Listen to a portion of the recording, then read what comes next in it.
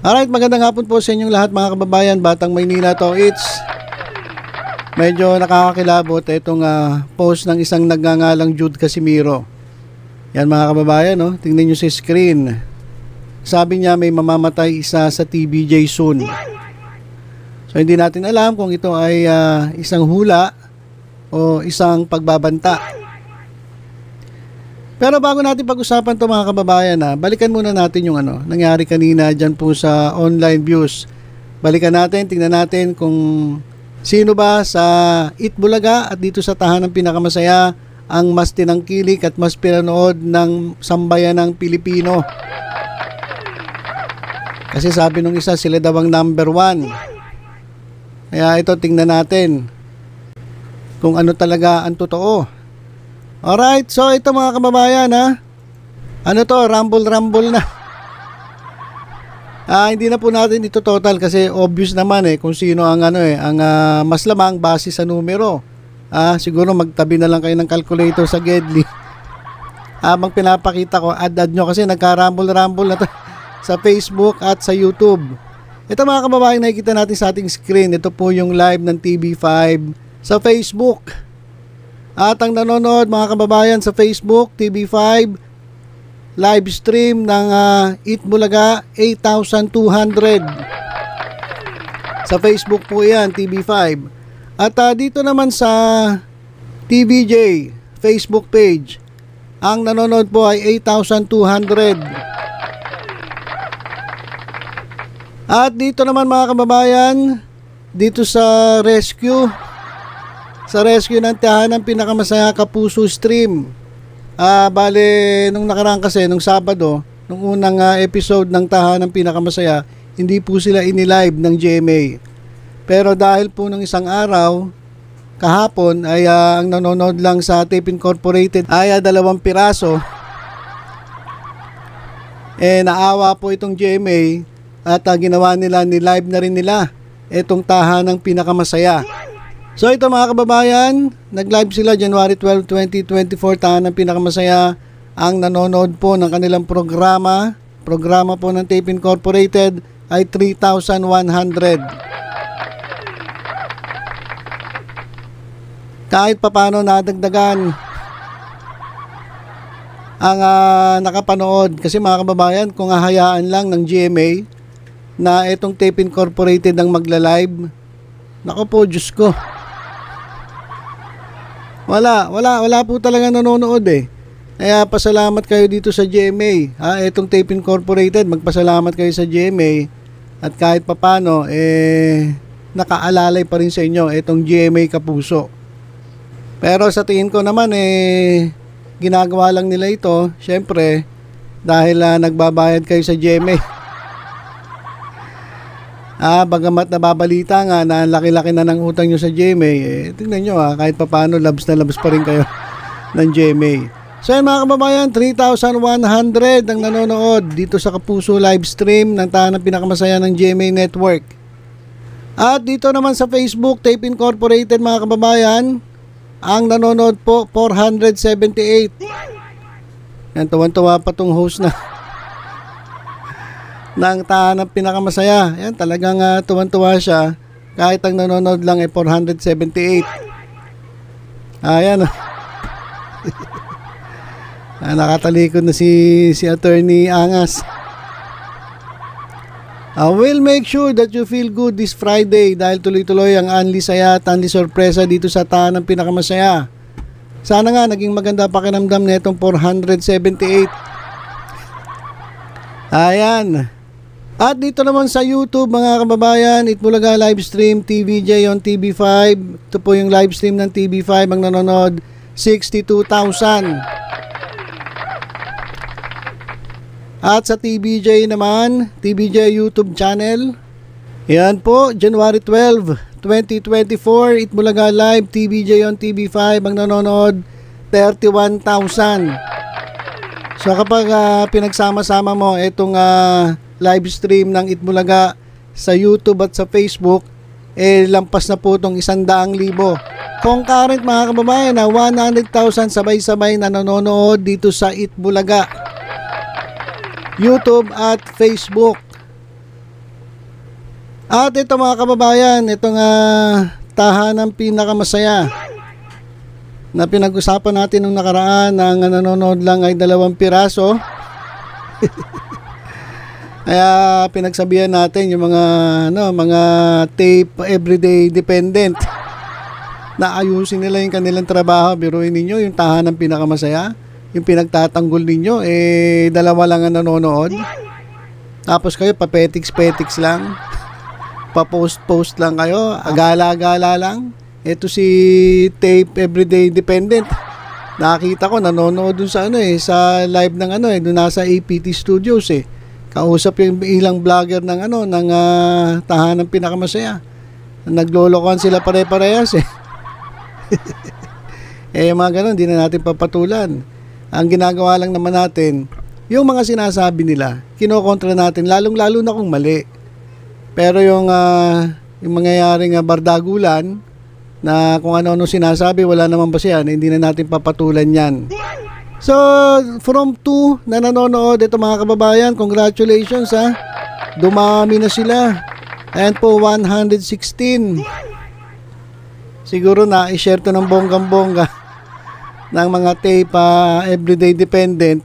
Kaya yan, dumami na 116. Nung nakaraan, 2 lang, ngayon 116 na. Congrats Congrats dito sa tahanang pinakamasaya. Ayan January 12 live. Ayan.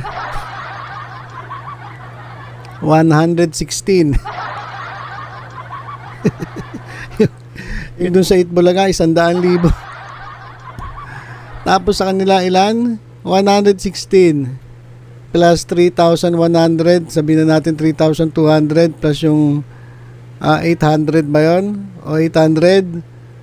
Ang total nyo 1,000, 3,000, sabihin na natin 4,000. 4,000 total ninyo. Itong tahanang pinakamasaya. Tapos yung Itbulaga 100,000. So talagang milya-milya yung agwat. Pinakain na naman ng alikabok etong noon time show ng Tape Incorporated. So ayun mga kababayan, yung update natin pagdating sa online views. Ngayon pag-usapan na natin itong kumakalat na na post ng isang nagngangalang Jude Casimiro. Nag-post siya, may mamamatay isa sa TBJ soon. At meron pa yan meron pang kumalat na na convo. Ito mga kababayan, yung conversation nila. Yan. Doon mismo sa post niya, may mga nag-comment. Kasi kung ito nabasa ninyo, nung hindi pa niya dinidelete, malalaman ninyo na ito'y dating taga-suporta ng Itbulaga. In fact, yan, kagaya ng sabi niya, nakasama niya etong TBJ. Ito, basahin natin yung kanyang comment. Sabi niya, majujonda na yan, believe me. At alam ko kulay ng hasang ng mga yan. 10 years kong kasama mga yang diputang yan. O yung sabi ng Jude Casimiro, grabe grabe yung galit Talagang kung murahin niya itong TBJ ganun-ganun na lang. O sabi tuloy ng natin, ng isa nating kababayan, masama po mag-wish ang masama sa kapwa-tao, may dahilan siguro kaya di ka nakapasok sa studio, baka kasi need pa ng registration. So grabe, nagagalit ka, nagbumura ka, minumura mo TBJ dahil hindi ka lang nakapasok sa studio. Baka naman merong dahilan, tama si ate, baka naman may dahilan kaya hindi ka nakapasok. Kasi kung kompleto naman yung mga requirements para makapasok ka, bakit hindi ka papasukin? Pero lang kung merong dahilan, di ba? Ito pa, sabi ng kababayan natin, Idol, bakit nabaliktad ang case sa TBJ? Siguro sinasabi niya, tinatanong niya, bakit bumaliktad ka na sa TBJ? Kasi ganda ng mga nakaraang post mo sa kanila, ngayon biglang maded na.